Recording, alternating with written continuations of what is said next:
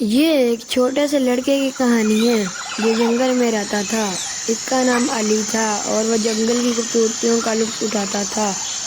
جنگل کے پھولوں کی خوشبو، پرندوں کے گانے اور جنگلی جانوروں کا رومانیہ علی کی روزمرہ کی زندگی کا حصہ بن گئے تھے۔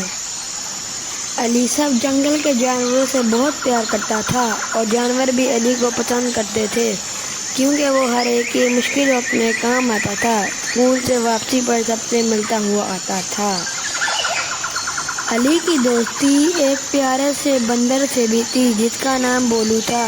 بندر، بولو اور علی ہر روز مل کر کھیلتے تھے۔ جنگل میں جو چیزیں ملتی تھیں وہ سب پر چڑھتے اور خوب مزے کرتے تھے۔ ایک دن علی اونٹ پر بیٹھ کر جنگل کی سیر کر رہا تھا۔ تب علی نے ایک پیارا سا شیر کا بچہ دیکھا جو اکیلا تھا۔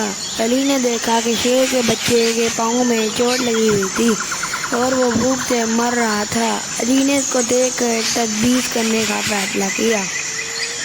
اس نے اپنی ماں سے بات کی اور پھر شیر کے بچے کی طرف چلا گیا۔ علی نے شیر کے بچے کو کھانا دیا اور اس کی چوٹ پر مرہم رکھا۔ شیر کے بچے نے بھی علی کے دل سے شکریہ ادا کیا۔ دوستی کی بنیاد پر علی اور شیر کے بچے نے کئی مشکلات کا سامنا کیا مگر وہ ہمیشہ ایک دوسرے کے ساتھ رہتے اور ایک دوسرے کی مدد کرتے۔ علی اور شیر کے بچے نے خوشی کی زندگی جی۔ اس دن کے بعد علی اور شیر کا بچہ دوست بن گئے۔ وہ دونوں جنگل کی سیر کرتے اور ایک ساتھ کھیلتے۔ علی نے شیر کے بچے کو بتایا کہ کس طرح جنگل میں زندگی گزارنی ہے اور شیر کے بچے نے علی کو شیر کی خصوصیات کی معلومات دی۔